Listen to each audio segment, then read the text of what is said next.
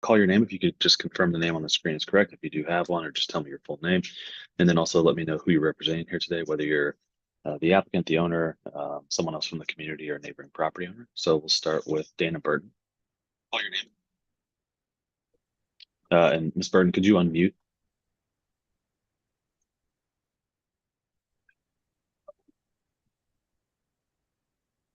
It's typically down the left-hand side of the application. Mute button. My apologies, I thought I had hit it. No I'm a property owner adjacent to the new Cincinnati Children's Hospital Surgery Center. Okay, great, welcome. Thank we you. have Maura Moran Berry. Hi, good morning. I am an employee of Cincinnati Children's Hospital, and I'm responsible for the real estate portfolio here. Okay, great, welcome. And then Mary Dietrich. Good morning. Mary Dietrich is correct, and a partner of Cincinnati Children's.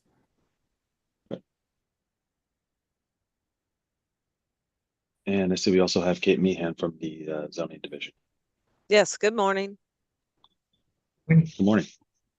Okay, are we expecting anyone else to join us on the applicant owner side?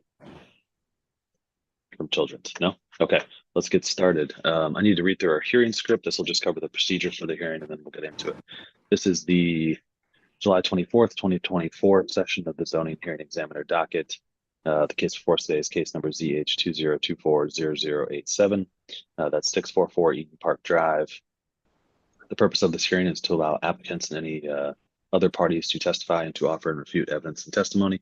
This hearing will follow the rules found in the zoning code and supplemental rules of the zoning hearing examiner. All testimony and evidence that an applicant or any other party wishes to offer must be presented at this hearing. The hearing will proceed as follows. The applicant, the applicant's attorney, or the applicant's agent will first present the applicant's case. For our purposes here, Ms. Moran Berry and Ms. Dietrich, that'll be your opportunity to provide testimony and tell me about the project and why you think this relief is appropriate. Both of you can speak, one of you can speak, however you want to orient the presentation is up to you. I'll then move to the public and to give them an opportunity to speak after the applicant has presented its case. I'll hear from the zoning division of the planning department to provide any testimony in addition to the staff report. In the event that any party testifies or offers argument in opposition to this application, the applicant will have an opportunity to respond to that testimony that was offered in opposition. And then finally, the applicant will have an opportunity to make any closing statements. After all presentations have been made, I will close the hearing. Decisions may be expected within 2 weeks. I may limit or exclude any testimony that I deem irrelevant or outside the scope of the application being considered. I may interrupt any speaker to ask questions or to make any comments. I may, in the event of any technical difficulties with the Zoom technology, I'll do my best to troubleshoot those issues on the fly, but to the extent there's some defect that prevents us from meaningfully going forward with this hearing, I may continue or postpone the hearing at my discretion. Last thing I need to do is just swear on all of our witnesses. If you intend on providing any testimony here today, making any comments, asking any questions, doing anything other than just strictly observing, then the zoning code requires that I swear you in. So I'm going to collectively do that now for everyone that's going to provide any testimony. So if you could take yourself off mute, I'll need everyone to raise their right hand and to answer out loud. Do you solemnly swear the testimony you shall give will be the truth, the whole truth, and nothing but the truth? I do. I do. Thank you very much. Okay. Let's see, who's going to be taking the lead for us here on the presentation from the applicant? Mary, do you want to present the variances we've requested, or would you like me to do that? Yeah, either way. Happy to do so. So thank you for the opportunity this morning. The property that we're speaking of here is a Cincinnati Children's site that will serve families coming for surgery. So we have families coming for a fairly stressful situation. This will be a new facility and an unknown facility to those that are coming. There are a couple variances that we are seeking, we are requesting of the city.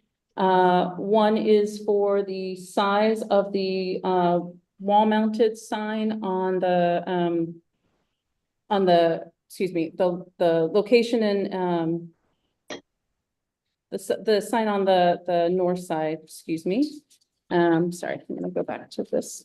One additional wall sign in terms of quantity. So we're looking to make sure that there is one on the east face of the building, one on the north face of the building. We have the position where the building is located is a steep grade of Gilbert Avenue.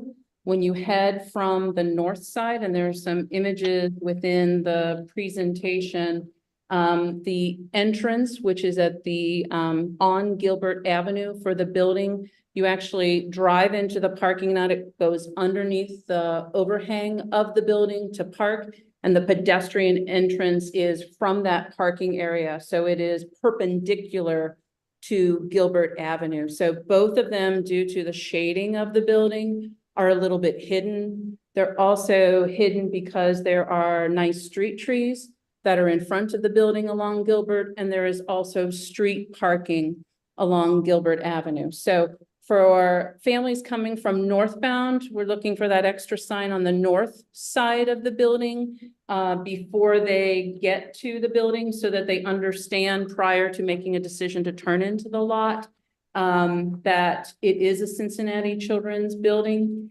We're also asking for a larger size than the current zoning allowance on the glass front of the building. Again, as you head down that hill, as we measured it in terms of seconds for decision-making, those parked cars, those street trees do hide much of the building. And so the increased size, we feel like will help those families coming to make a quick decision. From the southbound side, headed up the hill on Gilbert Avenue towards the building. This is, as shown in the drawings, it's a pretty wide street. It has multiple lanes on both sides, headed north and southbound of traffic. It also has turn lanes, and it has parking lanes as well on both sides. So a significant size street. When you head north, up the hill towards the building, northbound, there are buildings before it, the Baldwin building, that do hide some of the building. So the ask of the larger size on the face of the building is to help those families, again, make a quick decision to get into the turn lane after they pass the light at Gilbert and even Eden Park Drive, to make have confidence in their decision to make the turn into the drive. And then we're also requesting a variance for one ground sign, the setback and position of the ground sign near the vehicular parking entrance. Because that area does not appear to be a parking area, we really want to give people confidence of where to park. There's not patient parking around the other side.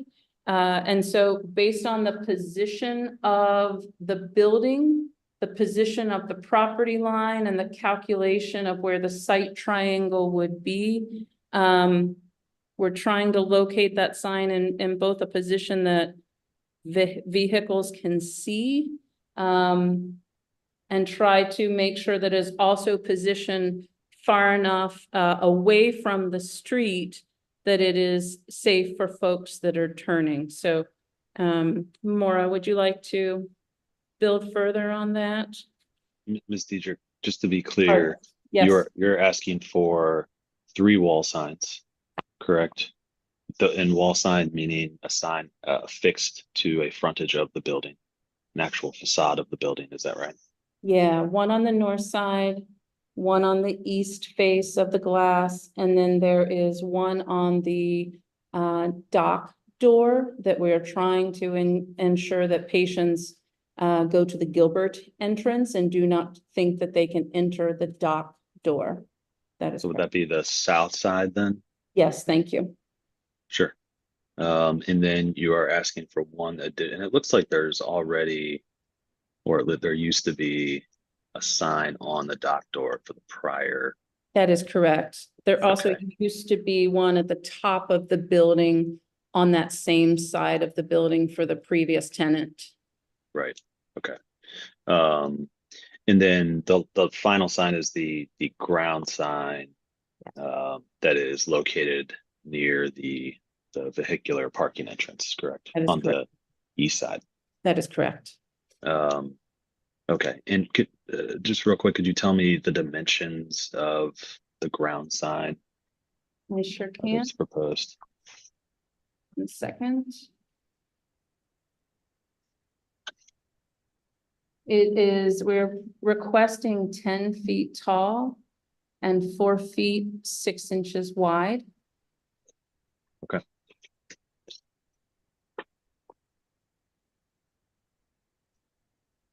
All right. Thanks. That's all the questions I have, right? Thank you. So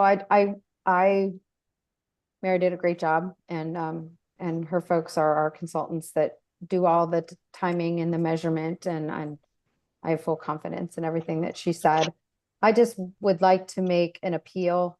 I respect the staff's opinion, that they would like you to deny the our request for the ground sign. But to me, it's really the best way to get our patients where they're going. I understand that it is, I mean, we didn't build this building. We're working with an existing building, and it sits very close to the sidewalk.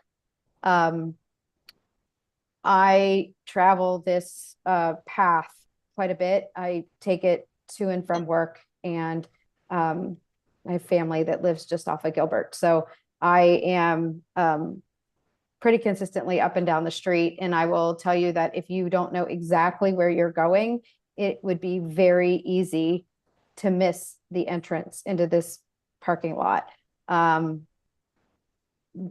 mean, the developer did a great job of kind of disguising it, disguising the parking lot. I appreciate the aesthetic of that, but I'm very concerned about a family that is in high anxiety.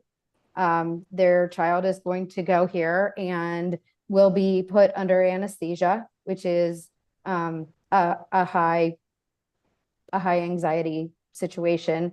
And they will not have been to this facility before. So, you know, they will have had their pre-op appointments either at the hospital or at one of our other MOBs. And so they will be looking for the signage that they are used to. This ground mounted sign is part of our wayfinding at every medical office building that we operate in, where we've been able to do so. And they're going to be looking for that indicator to tell them where to park. So I'm worried about the southbound traffic because of all the parked cars that are there along Gilbert. Like 80% of the time, there's a bus stop there also that is tall and hard to see around. But I'm also worried about the northbound traffic because as you come up the hill, the Baldwin building, which is right before us, is tall and imposing. And if you don't know where you're going, you are pulling up through the intersection. There is 2 lanes of traffic on the other side of the street, plus a turn lane for people turning into Eden Park, onto Eden Park Drive toward the Art Museum. And there is no turn lane there for people who are turning left into our parking lot. It is a just a northbound traffic lane. And then right in front of them is the very aesthetically pleasing, but very tall plants that the city has planted up the middle of the street. I don't want to take those out, but it is a visual impediment to know where you're going. So the suggestion that we would just put a little tiny sign on somewhere along the fence or somewhere on that brick pillar that's there at the edge of the parking lot, I think it's too late. I think it's too small. I think it's too late. And finding a place on Gilbert to then turn around and come back the other way because you've missed the building is, I think it's more dangerous. So, anyway, that is, that's our reason. We are an organization that has puts a lot of emphasis on our safety culture. We do not do things to try to harm other individuals. We spend our lives trying to reduce harm. But we also need to get people where they're going. And so we do not belittle that at all. But we think that the plan that Mary has come up with takes that into account and reduces stress. Okay. Okay. Mr. Good. Sturkey, Sure. would it be okay to look at a couple of visuals from the application? Sure. Just would like to share kind of Ms. Moran's comments about trying to make sure it's safe. We'd love to show you kind of how we analyze that Yeah. as part of trying to be really respectful of the safety that's trying to be honored here. Sure. Feel free to share your screen to Okay. pull those up.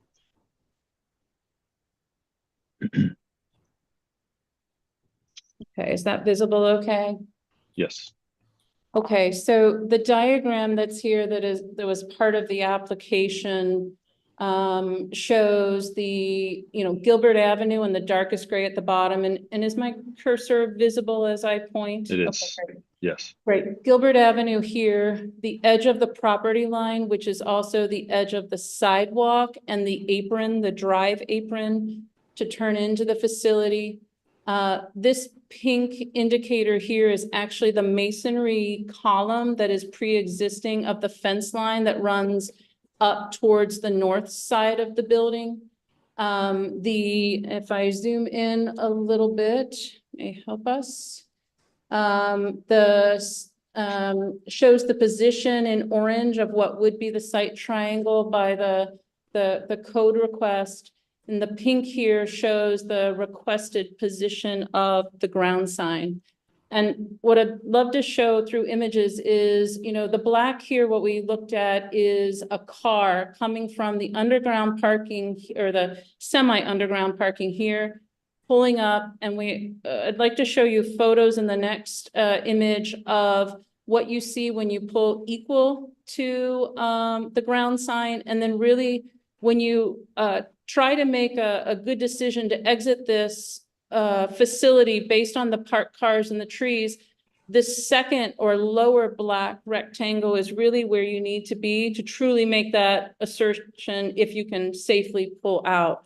So on the next slide, too far. On the next slide, I would just like to just show you the position of the sign relative to those couple locations. So in this condition, this is a car sitting with the nose of the car equal to this fence line or this masonry on the left-hand side. And at that position, and there's a little key plan here, you can see that the sign is right there on the right side of the car. But at this point, you can see in the image on the left, you cannot safely make a decision to make a turn because the fence blocks as well as any parked cars that would be up here on the left side of the street along Gilbert. If we move the car forward, in this case now the driver itself is even with the masonry and the fence, you can see you start to get a better view of the street, but even not too far up the street, there's again the street trees and parked car that you can see here in the image. In this case now, we can start to get a view of the southbound lane, but this position still doesn't give you a great view of the street.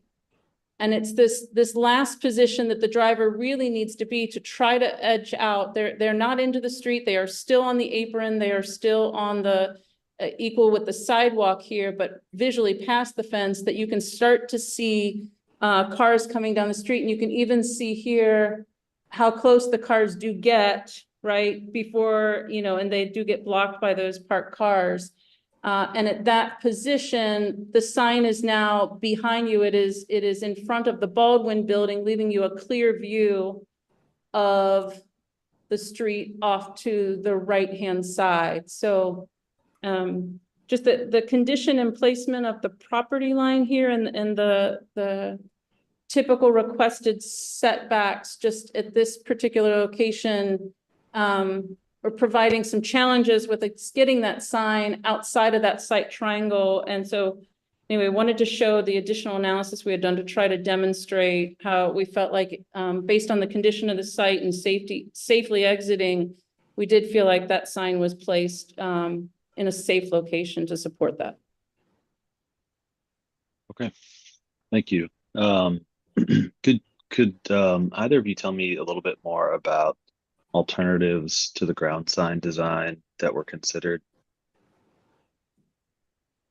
if any? Yeah, so we did evaluate something on the face of the building or the canopy in front of the building. And the concern there is it's parallel to path of travel. So similar to, you know, when you head southbound down the hill, that would all be hidden until you get past the street trees. Coming up the hill, you'd have a little bit greater visibility. The size was a challenge for us there in terms of what was allowable within the code, and the code had allowed a ground sign, so we were trying to work within the allowance and get the message large enough. So any other position there, you know, we had thought about using the masonry column that is there on the fence, and while it gives us a surface area for traffic heading up the hill, there's not really a surface area for traffic coming down the hill that is perpendicular to the path of travel. So, you know, we're already trying to use the building facade for parallel to path of travel. It was really that perpendicular that was a challenge. And when we looked further on the site in one direction or the other, the concern was it didn't help people to get into this parking entrance that's, you know, because it's kind of a black hole, if you will, because of the shadowing of the building, it's not as visually apparent or intuitive that it's parking, and that helps you guide your way. So ultimately we really felt like there was a perpendicular message that would really support drivers as they needed to make this decision. We also have some examples that we believe show how signs that maybe don't sit entirely in, but are within the site triangle in adjacent buildings. So they aren't on Gilbert, they are on Eden Park Drive, but we do know that some of our patient families will be coming from that exit and coming around the building. So the first is, thank you, Mary. The first one is at is 610 Eden Park Drive. While the staff report said that this was not in the site triangle, we we believe it does encroach into the site triangle, at least from what we were able to measure from the CAGIS overhead maps. So this is the ground mounted sign that says Spring Hill Suites and indicates that traffic is supposed to turn there and use it as an entrance. Mm-hmm. And then Mary, if you just go up just a little bit on the opposite side of Eden Park Drive, there is a ground mounted sign around the Baldwin building that indicates that Tri-Health staff and visitors are supposed, and others going to the other tenancies in the Baldwin building, that is the parking entrance there. So we believe that there is a condition precedent for having ground mounted signs that indicate parking in the view corridor. Sure. I mean, I think these are actually good examples of what my next question was going to be, because I understand the difficulties with having a wall sign that says parking in instead of a perpendicular sign. But it looks like here there's two examples of sort of pole mounted signs that in the bottom right there, and then a sign that's much lower or shorter in height in the top left there. that are more or less directional signs. They could alleviate some of the potential adverse impacts of the proposed signage. Is that something that was considered a shorter sign, or a sign maybe that's taller but has a narrower base? So the pole mounted sign is actually a City of Cincinnati sign that shows the different, Right. attractions in the area. Like this is Yeah. the way you go. Yeah. I don't know that we considered a pole that high. This street has the advantage that folks are not parking in those lanes along Eden Park.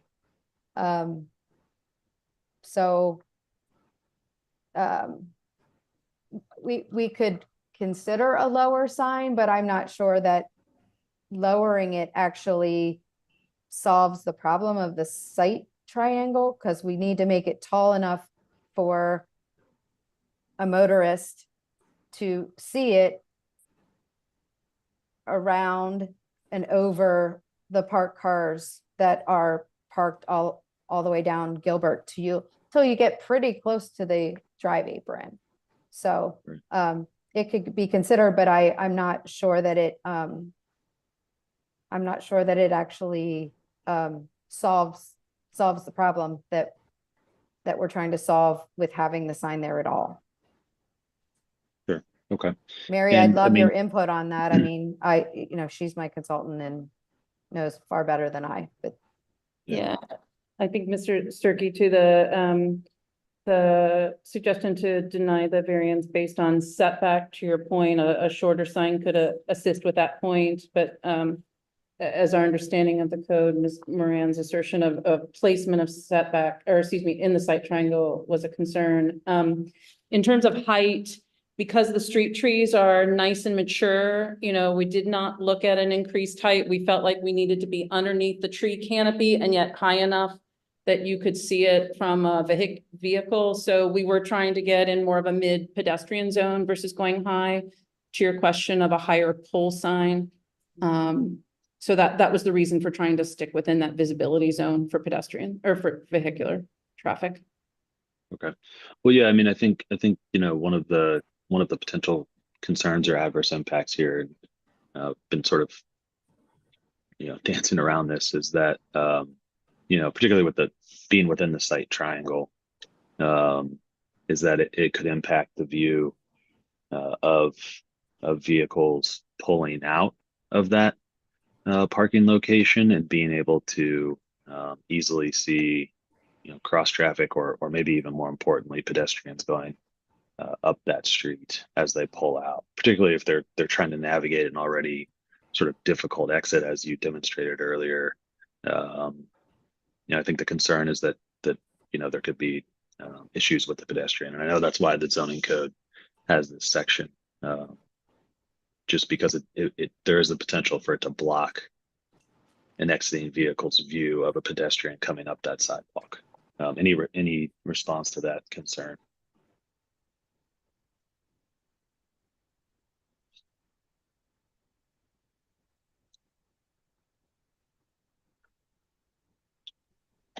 Oh, go ahead. I was gonna say no, other than depending on the line of sight for any ground sign, that is true, whether it's in a site triangle or not, right? Just depending on approach. So I would say even compliant signs do sometimes have that risk. Sure. Okay. Well, anything else you wanted to say now before I move on to the public and the planning department? Okay. I don't have anything else to add. Okay. You'll have an opportunity to respond to anything that said in a moment here. Okay. We'll go to Ms. Burton. Ms. Burton, did you want to add anything to the conversation here? Yes, thank you. I think I've already presented in terms of text to you my great concerns. My husband and I have owned property here since 1985, living, having zoning changed, et cetera, as well as our businesses. And I can one, say that the parking on Gilbert Avenue is greatly diminished from the point at which it was decades ago. If there are 3 cars parked on Gilbert, on this side of Gilbert, it's a rare thing. Perhaps there are a couple up by the CABVI, but it's very limited. So I think that that has been a bit overemphasized. But my concerns relate to pedestrian traffic as well as the impediment of the signage coming from south to north and attempts to see what is perhaps coming out of the drive at that point in time, because I don't know if you've become aware of it, but it's not just for egress, it's also for ingress, and that happens quite frequently simultaneously.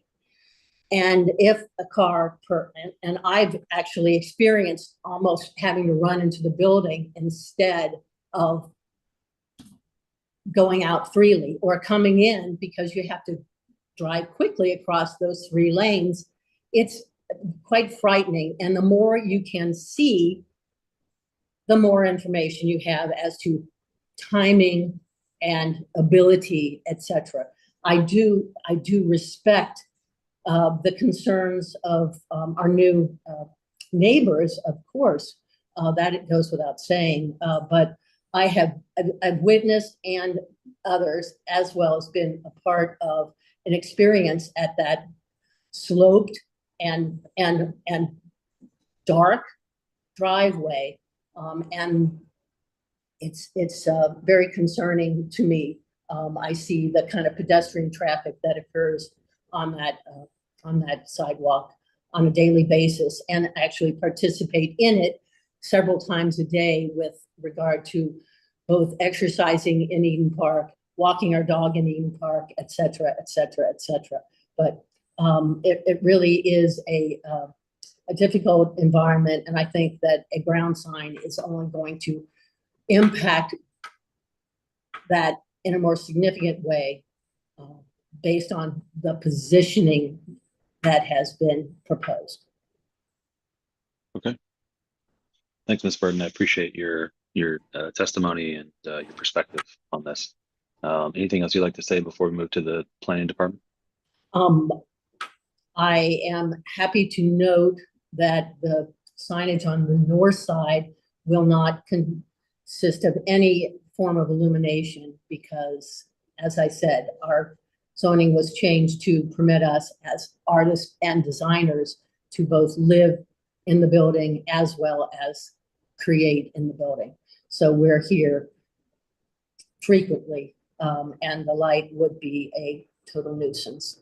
But thank you very much, and I appreciate all that you professionals have said to date, and I do respect your concerns. Thanks, Ms. Burden. Okay, we're going to move on to Kate Meehan from Zoning Division of the Planning Department. Kate. Thank you, David. So I just would like to make a correction to something that was said earlier. The application for the wall signs, there are 2 wall signs that require variances. So the sign on the south side that is replacing that garage door sign, that's essentially a replacement of existing signage, and it's on a street. So that does not need any kind of a variance. So the application before us is for variances for 2 wall signs. So I just wanted to make a correction to that. As far as the wall signs, looking around this area, staff does not have a problem with the requested variances. Certainly the frontage along Gilbert is very long for this building. The code requires a 72 square foot maximum sign, which in this case would seem to create a hardship given the size of the building. So we do not have a problem with that larger sign that faces Gilbert.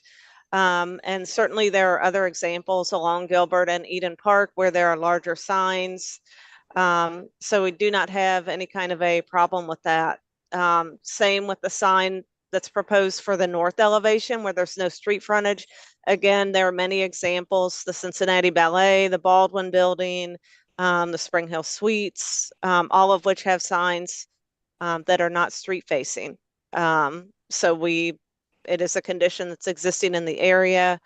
So we do not have, staff does not have any problem with those signs.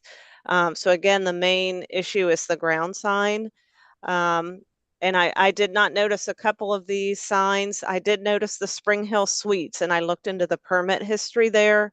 There is the small sign that it's kind of, I guess, like an identification sign, instructional, not really an instructional, it's more of an identification that was permitted properly. Would note that that sign is noted in the permit history to be just under 6 square feet. The code does allow for an instructional sign of 6 square feet. Now the sign there at the Spring Hill Suites, that's not counting the base, but counting the sign face for the city permit history. It is just under 6 square feet. So any kind of an instructional sign would be permitted if it is 6 square feet or less. And that I do also note this address sign over here by the Baldwin Building. I don't know what the size of that is, but again, these are some smaller signs that are instructional. We also, staff does feel that there could be, and I know that it's been addressed, but staff's recommendation would be for the parking that there is a smaller, like in 6 square foot instructional sign, either placed above the entrance and exit to that garage, or potentially on the brick pillar there of the fence that runs along the front of the property. So those were staff recommendations as ways to provide some additional visibility for the parking, but in a manner that would meet the code and that would be allowed as instructional signs. I think we just have a concern with the height, the location in the site triangle, the height of that sign. Again, thinking those could present a, hazard to people walking along or potentially driving along, that it would block the view. So those are staff's concerns and why we did not feel we could give a recommendation for the ground sign. Okay. Thanks, Kate. Mhm. All right, I'll turn it back over to the applicants here to respond to anything they've heard. But before I do that, I think we probably all agree here that this is a difficult property and there are some unique concerns for a directional sign and to locate that parking. Having said that, I'd like to just give the opportunity to the applicants. Do you think that there would be any benefit to taking a closer look at the ground sign and maybe trying to come up with something that does not interfere as much with the site triangle? That's something, if you wanted that opportunity, that I would give it to you, and we could sort of, hold this determination and until you come back without having to reapply or go through all of that. You could just simply revise, or of course we can move forward today, and I can make a decision based on the application that's been presented to us. But I wanted to just give you that opportunity based on some of the feedback you've heard today. So that's sort of my first prompt. If you wanted to do that, I'll give you that opportunity now. If not, I'll give you a chance to respond to everything you've heard and make closing arguments. So I'm not asking you to like approve what I'm gonna mention, but I would be all for a shorter sign, but I don't think you'll see it. So it like, if the sign is short enough, I'm trying to figure out how we get a sign in that area that would accomplish at least what we think we're saying here, which is you know, coming out of the garage and looking to the right, and you'd be able to see over it in a passenger vehicle, that you would be able to see coming down southbound on Gilbert and see through the trees and around the parked cars. And while I mean, Ms. Burton is certainly there more than I am today, there will be an increase in on-street parking there once we open. Like, it's public parking, and you know, we have leased 100 cars in the spaces in the garage behind, in the, you know, city-owned, corporate-run garage behind it. We are going to make every effort to get our staff to park there, but you will, because of the way that garage is run, you will have to have a parking pass. So staff who's coming down in a just occasional way will probably pull up along the street to park there because they won't have a parking pass for that garage. And we are restricting the parking in that lot to patients and patient families so that they're not wandering around Gilbert and Eden looking for somewhere. So How will that be done? I'm sorry? Excuse me, how will that be done? To what, ascertaining that only patients will be parking in the lot, in the parking garage? I don't know that it will be done 100% of the time, but employees have parking stickers in their cars to park at their other locations. And if they don't have them in there, then they're ticketed. So they generally, 99% of them have those. So they will get a ticket, internal ticket. It is a payroll deduction from them if they violate the patient-only parking that will be put on the garage. I was just curious. Thank you very much for answering it. Sure. Because Now, on it is a very on a limited lot. weekend, Excuse me. maintenance coming down, you know, they'll pull in the garage, but we won't have any patient families there. But what I'm saying is Monday through Friday, I anticipate the number of parked cars along the right side, southbound on Gilbert, to increase. One of the reasons that there's very little parking there today is because that business has been underutilized or closed for quite a while. So anyway, is there a height that you guys would be warm and fuzzy about, but I would still be able to have folks see?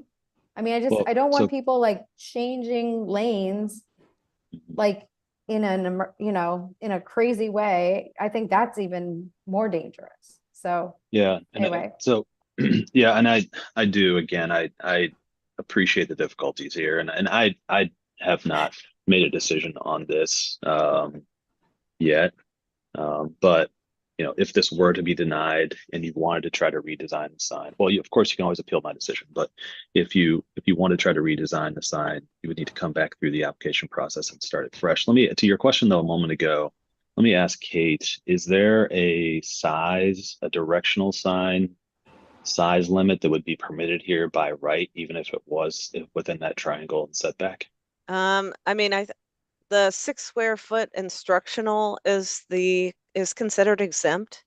So I think if the the one over at Spring Hill is just under 6 square feet. Now that doesn't include the base. But a 3x2 sign, and I realize that's not overly large, but I have had people do that as like a directional, like for parking or indicating an entrance or exit.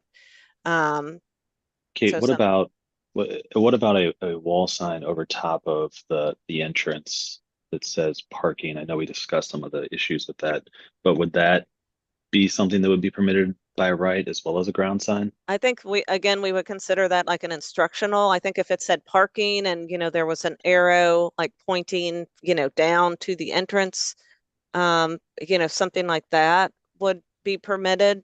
I don't know if again the requirement is that it be no larger than 6 square feet. If there was a request to do you know, a larger sign than that, again, it would need relief. Okay. But certainly they could do a 6 square foot sign, yes, that said parking and had an arrow or something like that. Yeah. I mean, I think coming down the hill southbound, there really are just some real challenges to being able to see any sign. Coming southbound or coming northbound though up the hill, a parking sign along here may be helpful and beneficial without, of course, obstructing anything. Even as you're approaching the light, that may be something that could be even more visible than the ground sign itself.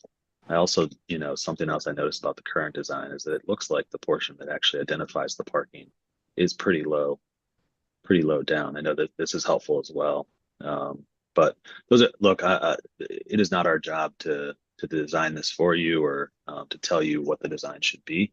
Yeah, I know that. I'm just, I'm trying to, Sure. I'm trying to just figure out, is it worth saying no, let's stick to it, or let's go back and redesign? Mary? Yeah, and I think that's the question. Would you like a week or two to try to do that and come back? Or I think that is worthwhile. Okay. Based on the conversation here, it certainly would give the owner a time to think about it, Mr. Sturkey, if that's acceptable. Sure. So we can table this? Yes, we can table it. And I'll say this too, I am going to be sympathetic to if the new design eliminates some of the concerns we talked about today, but still requires some additional relief, I will be sympathetic to that. And I wouldn't avoid, I wouldn't try to make it 100% compliant if you think that it can alleviate some of the concerns that we've talked about today. So I would keep that in mind as well as we move forward. What's a good date to come back? I was going to say, could you go through the process and what that would look like? Sure. Yeah, it's actually pretty simple. We could pick a date right now to come back. Any subsequent Wednesday between now and the 21st, we could bring you back. So that could be next week. That could be 2 weeks, 3 weeks, or 4 weeks. Or if you're not sure yet and you want to talk about it, you could just let us know what day you want to come back after we table it today, and then we'll put you on the next available date, whenever that is. So either one, and then the process would be that we would just update the invitation, start the process or start the hearing again in process. You could tell me about any of the revisions you've made, if you have made any. Again, you can come back and say we just couldn't figure it out, and I can make a decision based on the current application. But if there are revisions, we talk about those. The zoning division would update the staff report, and I would make a decision based off whatever the current design is at that time. So you wouldn't have to go through the application process or wait any of the 6 weeks. We'll just put you right back on and make a decision.